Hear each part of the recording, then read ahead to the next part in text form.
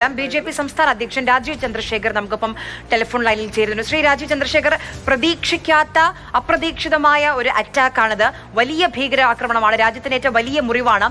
ഇനി ഇന്ത്യ എന്ത് ചെയ്യും, എങ്ങനെ തിരിച്ചടിക്കും എന്നാണ് അറിയേണ്ടത്. താങ്കൾക്ക് സ്വാഭാവികമായും കുറച്ച് കൂടുതൽ വിവരങ്ങൾ അറിയാൻ കഴിയും. എന്തൊക്കെയാണ് താങ്കളുടെ പക്കലുള്ള വിവരങ്ങൾ? പ്രധാനമന്ത്രി ഇന്ന് കശ്മീരിലേക്ക് പോകുമോ?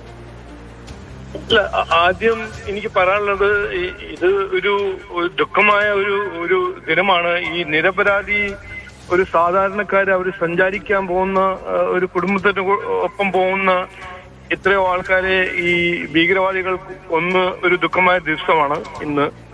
അതൊന്ന്. രണ്ടാമത്തത് പറയാനുള്ളത്, ഞങ്ങളുടെ ഫോക്കസ് ഇപ്പോ രാമചന്ദ്രൻജി നമ്മുടെ നാടിന്റെ ഒരു വിക്ടിം, അദ്ദേഹത്തിന്റെ ബോഡീനെ കൊണ്ടുവരാനും അവരുടെ ഫാമിലിനെ ഒന്ന് സേഫ്ലി മടങ്ങി കൊണ്ടുവരാനാണ് ഞങ്ങൾ ഇന്നലെ രാത്രി മുതൽ ഇത് ഫോക്കസ് ചെയ്യുന്നത്. അത് എന്റെ ഇൻഫർമേഷൻ പ്രകാരം ഇപ്പോൾ ശ്രീനഗറിൽ എത്തിയിട്ടുണ്ട്.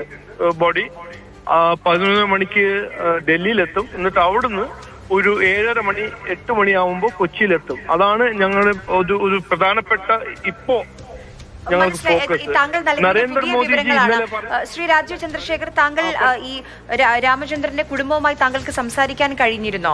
ഭാര്യയുമായോ മകളുമായോ മറ്റോ സംസാരിച്ചിട്ടുണ്ട്. അല്ല, അവിടെ സംസാരിച്ചിട്ടില്ല. അവര് അണ്ടർ സെക്യൂരിറ്റിയാണ്. അപ്പോ ഇവിടെ അവര് അദ്ദേഹത്തിന്റെ കുടുംബത്തിന്റെ ഒപ്പം സംസാരിച്ചിട്ടുണ്ട്, കോർഡിനേറ്റ് ചെയ്യുന്നുണ്ട്. അത് മറ്റേ പ്രശ്നം ചോദിച്ചല്ലോ, ഇത് ഇന്ത്യ എന്ത് ചെയ്യും, പാകിസ്ഥാനിന് എന്ത് മറുപടി കൊടുക്കും, അത് നരേന്ദ്രമോദിജിയും നമ്മുടെ അമിത്ഷാജിയും തീരുമാനിക്കും.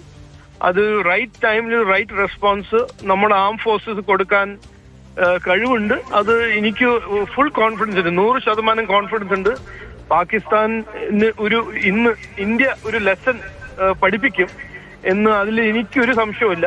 പക്ഷെ ഇന്ന് നമ്മൾ ഫോക്കസ് ചെയ്യുന്നത് രാമചന്ദ്രൻജിയുടെ കുടുംബവും അദ്ദേഹത്തിന്റെ ബോഡി സേഫ്ലി മടങ്ങി കൊണ്ടുവരാൻ ആണ് ഞങ്ങളുടെ പരിശ്രമം.